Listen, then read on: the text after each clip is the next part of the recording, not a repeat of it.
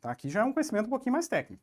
Eu quero falar agora das reações nucleares especiais que acontecem com núcleos. Aí, essas reações aqui, galera, essas não são assim tão naturais, tá?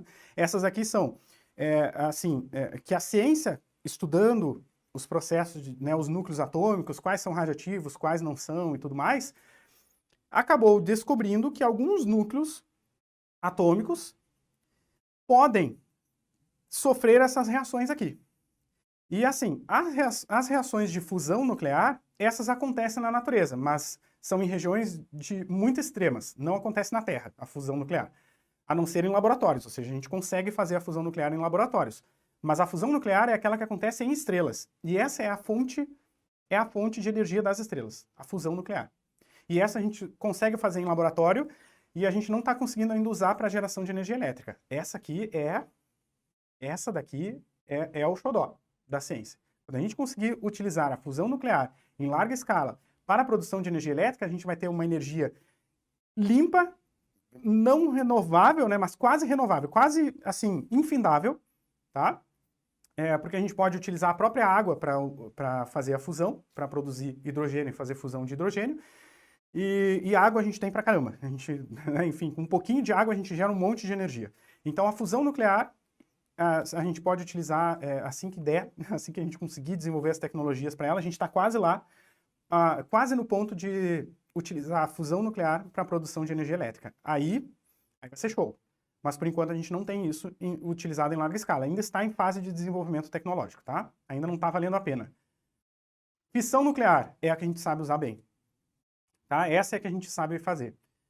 Certo? A gente conhece que alguns núcleos atômicos eles são facilmente divisíveis, então a gente conhece que alguns elementos químicos podem facilmente se dividir se a gente induzir uma reação nuclear neles.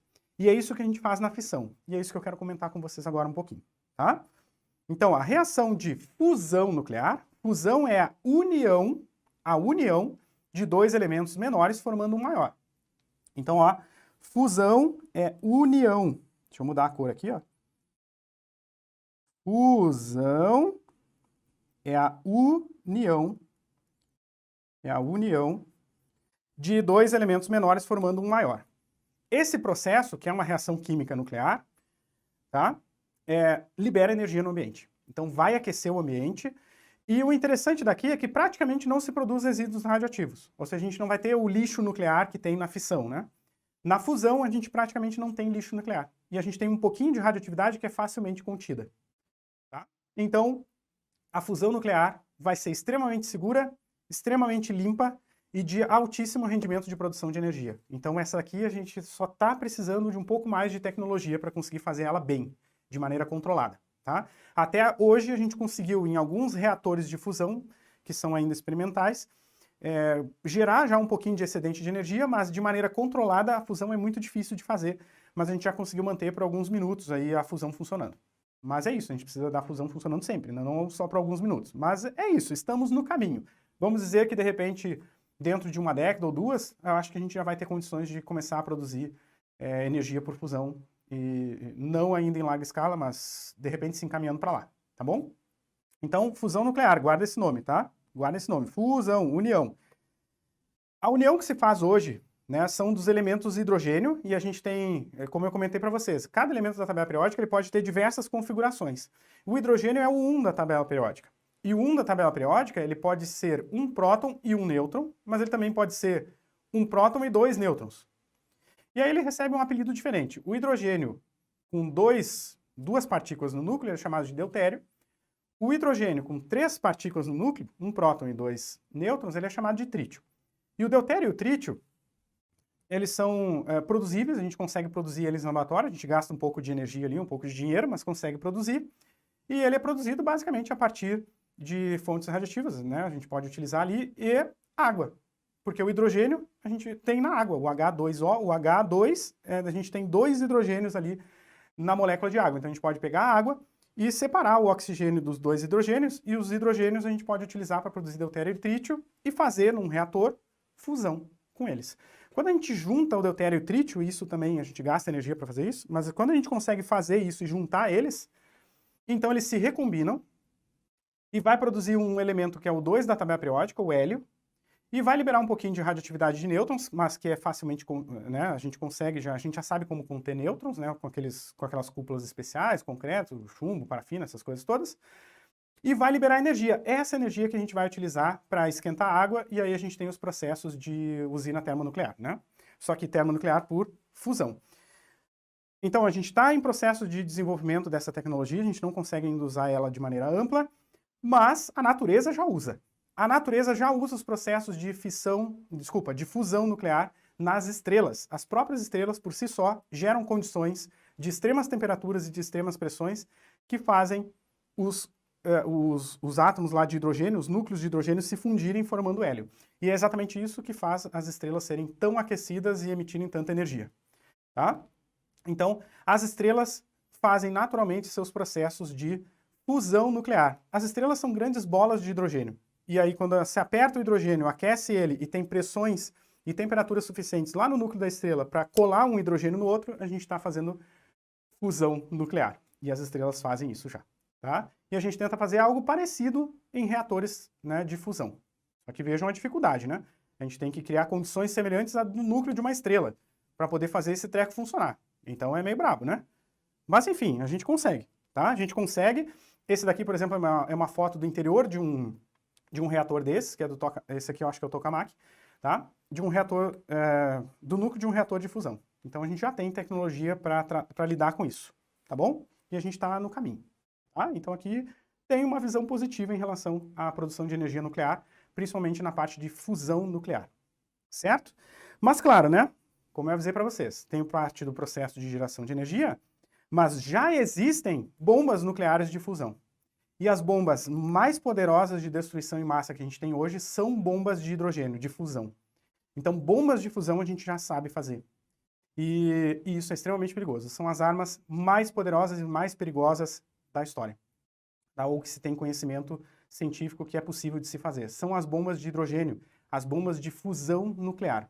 As bombas de fusão nuclear, elas são capazes de liberar uma quantidade tão absurda de energia que uma bomba dessas, pelo menos o maior teste que teve foi na década lá de 60 ou de 70, e a maior explosão que teve, galera, se a gente colocar, por exemplo, tem simuladores até na internet, se alguém quiser, é só entrar em contato comigo, eu mando para vocês os links dos simuladores. Eu até podia ter colocado no webinário de hoje uma simulação, que se uma bomba de hidrogênio dessas explode numa determinada região, numa cidade, além de destruir totalmente a cidade, destrói também todas as cidades que estão em volta, ou seja, com uma bomba dessas, a gente é capaz de praticamente destruir um país inteiro, um país pequeno inteiro.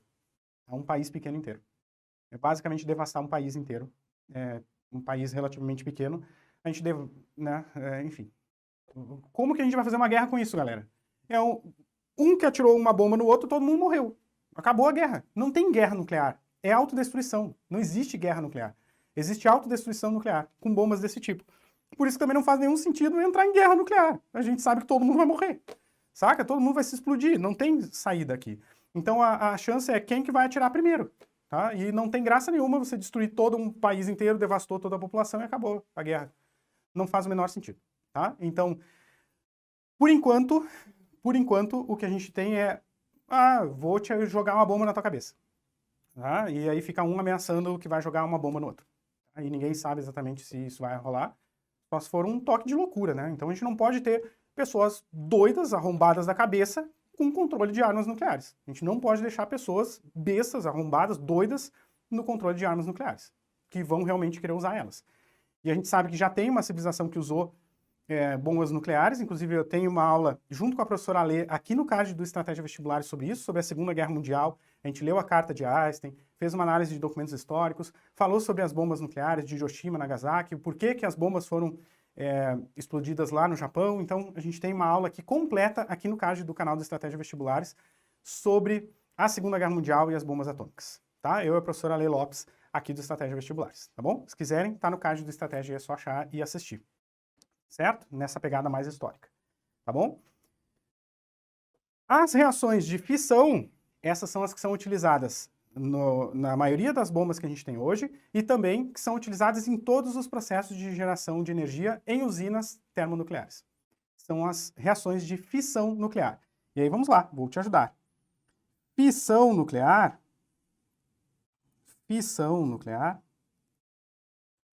fissão é a divisão. É a divisão, aí é fazer o processo contrário da fusão, né? A fissão é a desintegração, a divisão, a separação de um núcleo grande em outros dois menores. Isso é fissão nuclear. E a fissão nuclear faz justamente esse processo, né? De dividir, separar. E essa separação libera energia também.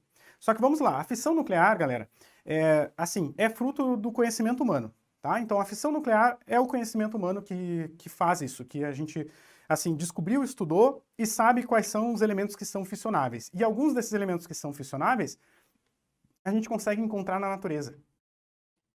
Certo? Então tem dois elementos que a gente consegue encontrar na natureza ou produzir de maneira mais acessível, que são o urânio, uma configuração lá do núcleo de urânio e uma configuração do elemento plutônio. E esses são os dois combustíveis de fissão nuclear que a gente tem à disposição hoje aqui na Terra, tá bom? Essas reações de fissão também liberam energia, ou seja, onde acontece fissão, aquece, esquenta o local. Só que esses dois núcleos que já eram um núcleo radioativo, esses dois núcleos filhos, vamos dizer assim, né, que são resultados da divisão nuclear, desse núcleo maior, também são radioativos. Então eles vão ficar ali emitindo radioatividades. Então esse material precisa ser contido. Então aqui a gente tem uma dificuldade assim extra em relação aos processos de fusão, que no processo de fusão a gente tem a formação de hélio, e o hélio já é estável, ele não é radioativo. E o hélio a gente pode, sei lá, tirar dali e encher balão de festa, saca? Tipo, é de boas. Agora aqui não. A fissão nuclear, o que sai, né, o resultado aqui os resíduos da fissão nuclear é o que a gente chama de lixo radioativo.